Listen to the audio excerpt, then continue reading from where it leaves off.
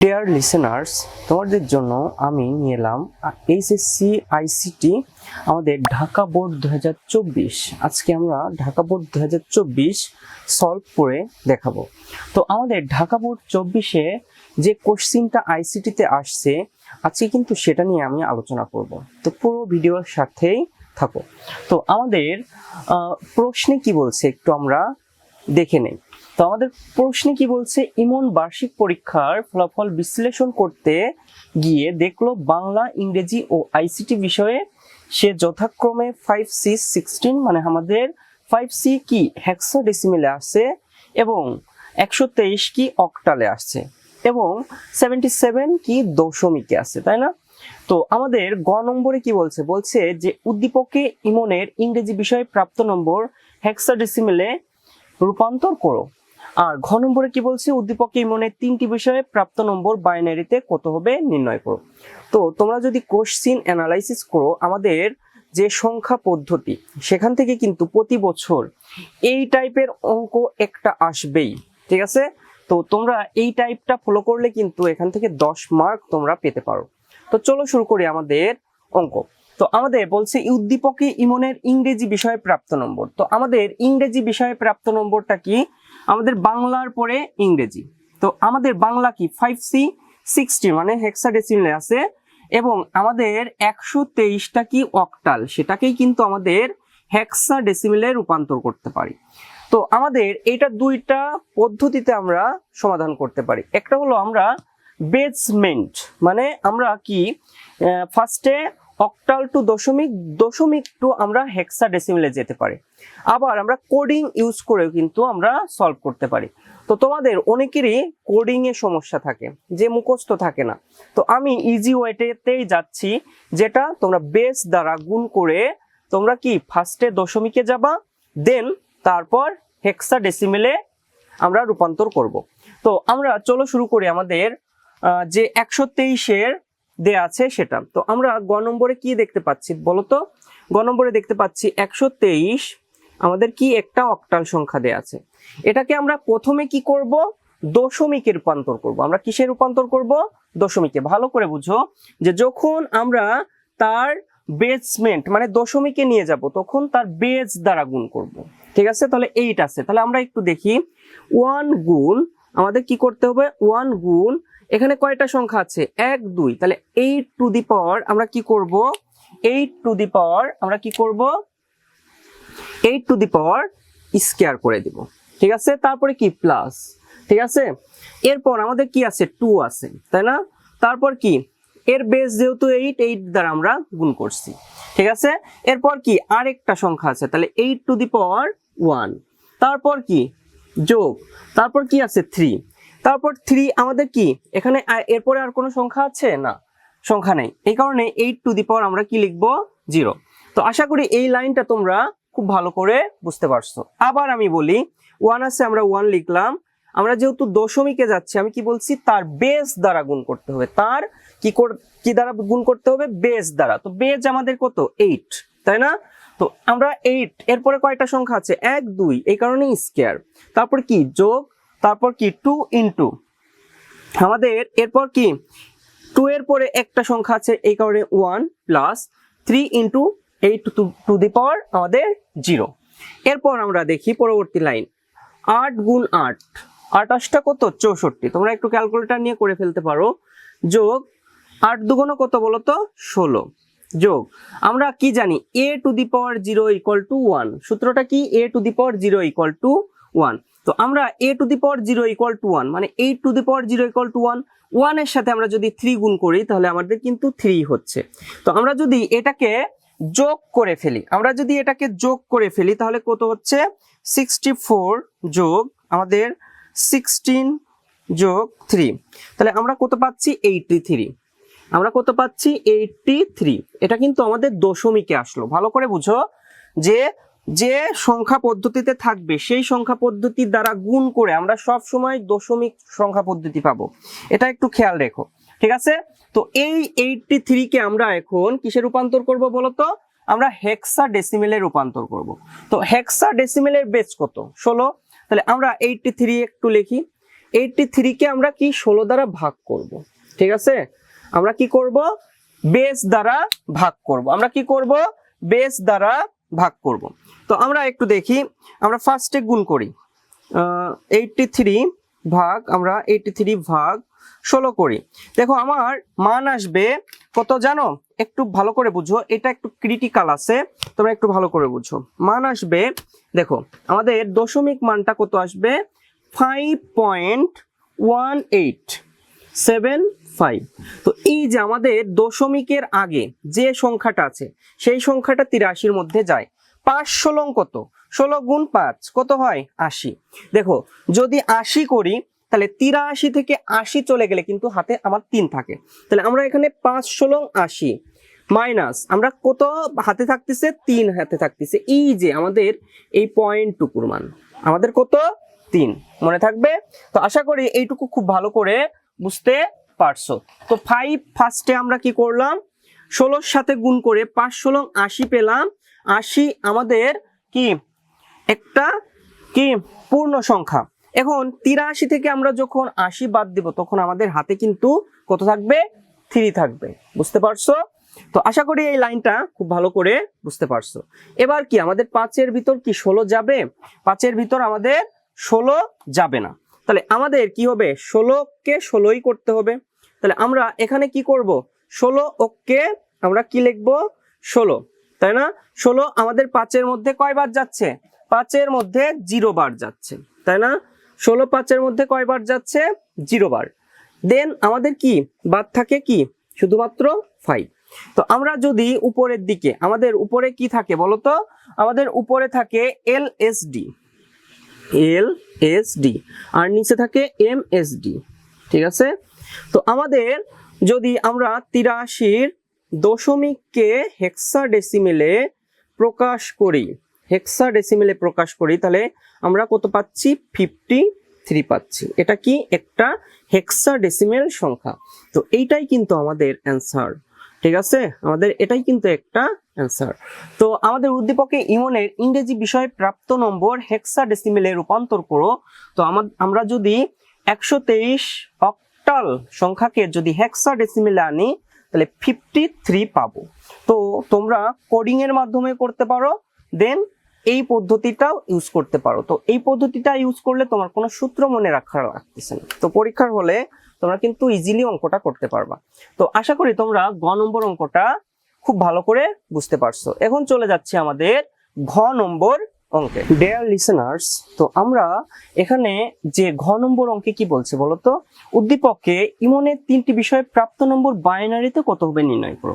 তো আমরা বাইনারিতে যাওয়ার আগে আমরা সবগুলো নাম্বার কিসে নিয়ে যাব বলতো, দশমিকে নিয়ে যাব। মনে থাকবে, আমরা সবগুলো নম্বর দশমিকে নিয়ে যাব। তো দশমিকে নিয়ে যাওয়ার জন্য কি করতে হবে, ওই বিষয়ের নম্বরগুলোকে আমরা কি করব, যে প্রাপ্ত নম্বরগুলো সেই নম্বরগুলোকে বেস দ্বারা গুণ করব। তো চলো শুরু করি। আমাদের প্রথম বিষয় বাংলা বিষয় নম্বর। তো বাংলা বিষয়ে কত, বাংলা আমরা একটু লিখি, বাংলা বিষয়ে প্রাপ্ত নম্বর কত বলতো, আমাদের 5C16, তাই না? আমাদের যে বেজ হলো আমাদের হেক্সাডেসিমেল। তো হেক্সাডেসিমেল থেকে আমরা কি করব, আমরা দশমিকে যাব। তাহলে আমরা একটু লিখে ফেলি 5C16 ইকুয়াল টু হট, আমাদের দশমিক কত, তাই না? তো আমরা 5C16 দশমিকটা আমরা একটু বের করি। দেখো আমরা ফার্স্টে 5C একটু লিখে ফেলি। তো আমাদের যেহেতু আমরা বেস দ্বারা বলছি যে গুণ করব, তাহলে ফার্স্টে আছে 5, এর সাথে আমরা গুণ করব কি বলতো, আমাদের যে 16 আছে এর উপরে কি আছে, এরপরে একটা সংখ্যা আছে, এই কারণে আমি 1 দ্বারা গুণ করলাম, টু দি পাওয়ার 1 লিখলাম। ওকে, আমরা একটা সংখ্যা আছে এই কারণে টু দি পাওয়ার 1 লিখলাম।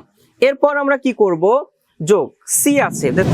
তো আমরা একটু বেসিকটা কমপ্লিট করে আসি। তো আমাদের বেসিকে কি আছে বলতো, যে আমরা এ সমান কত পাচ্ছি বলতো, এ সমান আমাদের 10, তাই না? বি সমান আমাদের কত বলতো, আমাদের 11, আর সি সমান আমাদের কত, 12। তো আমাদের এখানে কিন্তু একটা সি আছে, তাই না? তো সি মানে কত, আমরা কি বললাম, 12 বলছি, তাই না? তো আমাদের সি সমান যেহেতু 12, তাহলে আমরা কি করব, সি একটু ব্র্যাকেটে আমরা লিখে দেই 12 গুণ 16 টু দি পাওয়ার আমাদের কত, যেহেতু কিছু নেই মানে আমাদের কি আছে 0, তাই না, 16 টু দি পাওয়ার 0। তো এরপর আমরা 5 16 কত, একটু গুণ করে আসি, 5 16 80, তাই না, তাহলে আমরা একটু গুণ করে আসি। তো 5 16 আমরা কত পাচ্ছি, 80 পাচ্ছি, তাই না। তো 5 16 আমরা এখানে 80 বসাই দেই। আশা করি বুঝতে পারছো, 5 16 80 যোগ, এখন আমাদের কি 16 টু দি পাওয়ার 0 মানে কি আমাদের 1, তাহলে 12 সাথে 1 গুণ হইলে আমাদের কিন্তু 12ই হয়, তাই না। তো 12 আর 80 যদি যোগ করি তাহলে আমাদের কত হচ্ছে বলতো, 92। এটা কিন্তু আমাদের একটা আমাদের দশমিক সংখ্যা হয়ে গেল। আমরা কি পেলাম, দশমিক সংখ্যা পেয়ে গেলাম। আশা করি এই লাইনটা তোমরা বুঝতে পারছো যে বাংলা বিষয়ে প্রাপ্ত নম্বরকে আমরা কিভাবে আমরা দশমিকে রূপান্তর করছি। এখন আমরা কি এরপরের সাবজেক্ট কি ছিল, ইংরেজি বিষয়ে প্রাপ্ত নম্বর। ইংরেজি বিষয়ে আমাদের প্রাপ্ত নম্বর, বিষয়ে প্রাপ্ত নম্বর, তাই না। তো আমাদের ইংরেজি বিষয়ে প্রাপ্ত নম্বর কত বলতো, 123। এটা কিন্তু অক্টালে ছিল। তো আমরা এই 123 কিন্তু অক্টালটাকে আমরা কিন্তু দশমিকে রূপান্তর করছিলাম আমাদের গতে।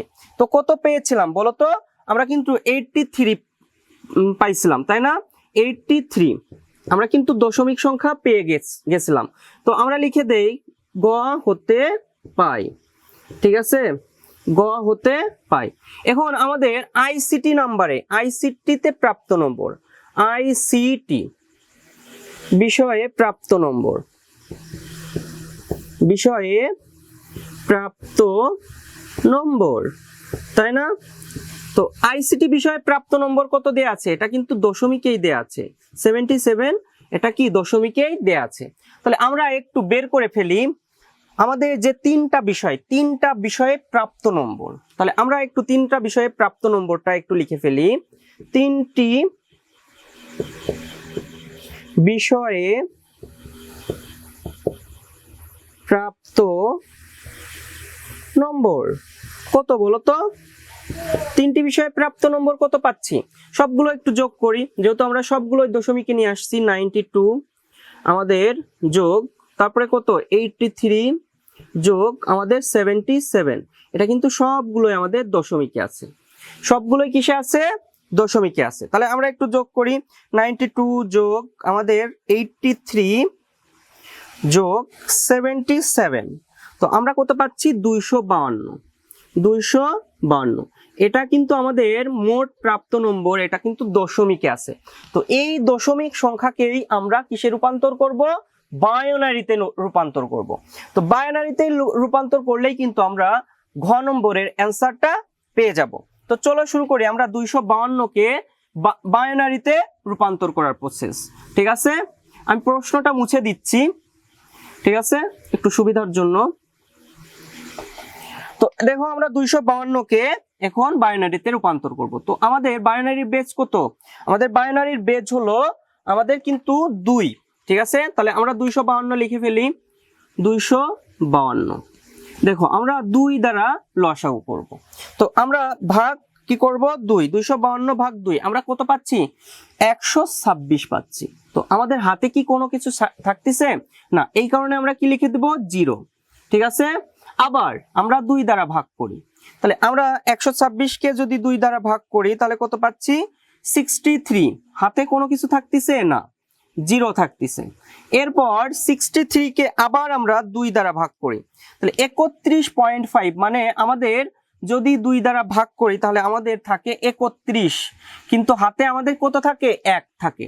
0.5 থাকা মানে কত থাকবে, 1 থাকবে। তোমরা ক্যালকুলেটরে যদি দেখো তাহলে 31.5 আসবে। এই যে 5টাই মানে আমাদের 1 হাতে থাকবে। কেন বলতো, আমরা দেখো 31 গুণ আমরা যদি 2 করি তাহলে 62 হচ্ছে, তাহলে 63 থেকে 1 বাদ গেলে কত থাকে আমাদের, 63 থেকে 62 যদি বাদ যায় তাহলে কিন্তু 1 থাকে, ঠিক আছে। তো সেই 1টাই আমরা কি রেখে দিলাম। তো আমাদের এখন 31 ভাগ কত করব, 31 ভাগ আমরা আবার 2 করব। তো কত পাচ্ছি, আমরা 15.5, আমরা 15 কত পাচ্ছি 5 পাচ্ছি। তো আমাদের হাতে আবার কিন্তু 1 চলে আসতেছে, ঠিক আছে। 15 দুগুণ 30, 31 থেকে 30 চলে গেলে আমাদের কিন্তু একই থাকে, তাই না। তারপরে কি আবার 2 দ্বারা ভাগ, 7 দুগুণ কত 14, 7 দুগুণ 14, তাই না। হাতে 15 থেকে 14 যদি চলে যায় তাহলে কত থাকে আমাদের 1 থাকে, বুঝতে পারছো। আবার 3 দুগুণ আমাদের 6, 3 দুগুণ 6, তাহলে আমাদের হাতে কিন্তু আবার 1 থাকে।